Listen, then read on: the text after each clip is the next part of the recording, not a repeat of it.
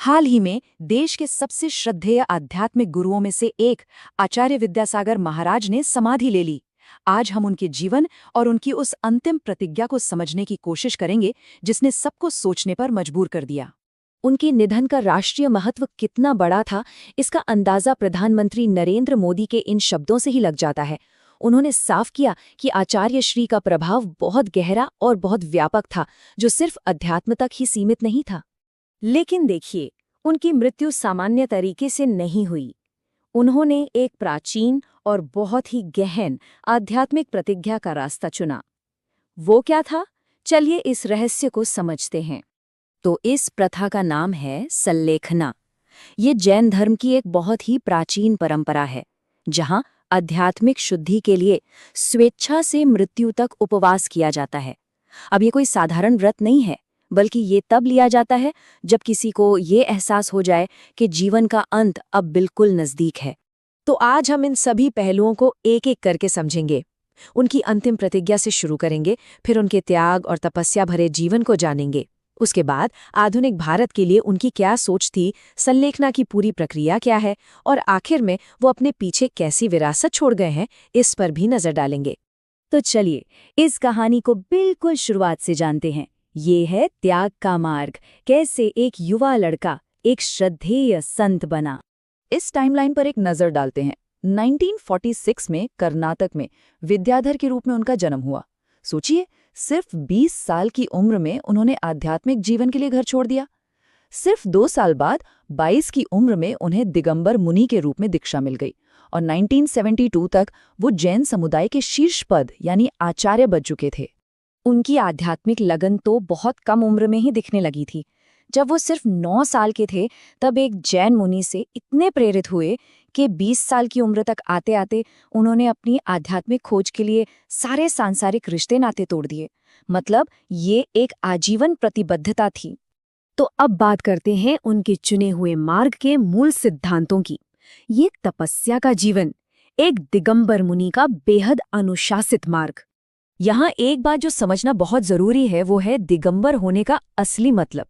देखिए, निर्वस्त्र होना एक शारीरिक अवस्था है, मतलब बिना कपड़ों के होना, लेकिन दिगंबर होना एक दार्शनिक अवस्था है। इसका मतलब है पूर्ण अपरिग्रह। ये मानना कि ये पूरा ब्रह्मांड और दिशाएं ही किसी के वस्त्र हैं। ये हर तरह के भौतिक लगाव से पूरी तरह मुक्त होने का प्रतीक है।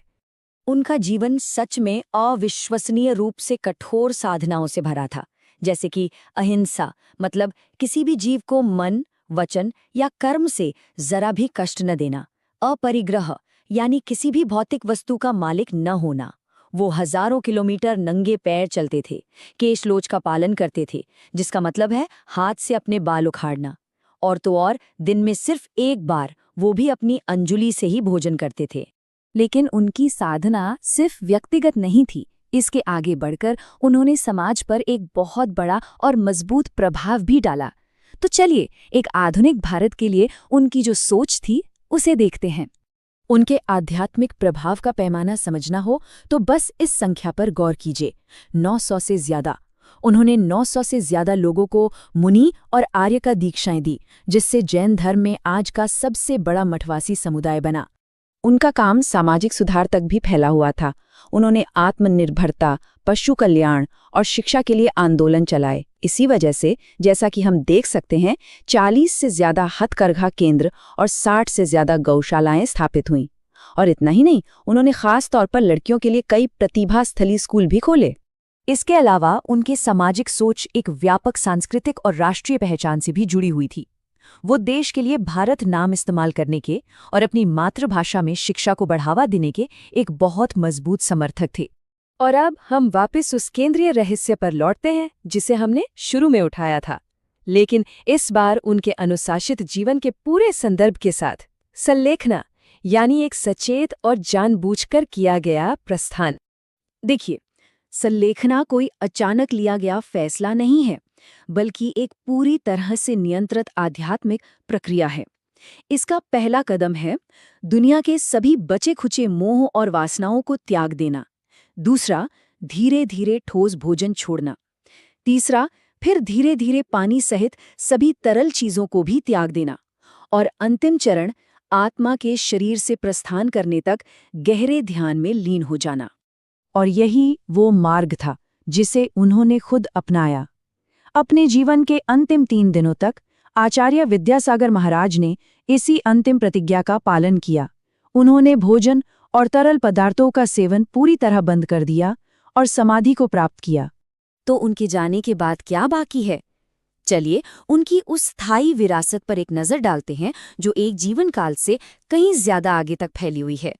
वो सिर्फ एक संत ही नहीं, बल्कि एक बहुत बड़े विद्वान और कवि भी थे।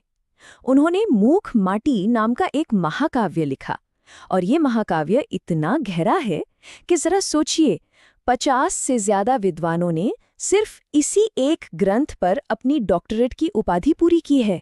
जीवन और बदलाव पर उनकी सोच की एक झलक हमें उनके महाकाव्य मूक माटी की इन पंक्तियों में मिलती है। जलना ही मेरी मुक्ति है, राख बन जाना मेरे अस्तित्व का अंत नहीं है। और ये सब हमें एक बहुत ही जरूरी सवाल पर लाकर छोड़ देता है। आज के इस युग में जब हर कोई कुछ ना कुछ हासिल करने की दौड़ में लगा है, इस अंतहीन अधिग्रहण के दौर में पूर्ण त्याग से परिभाषित जीवन का आखिर क्या मूल्य है?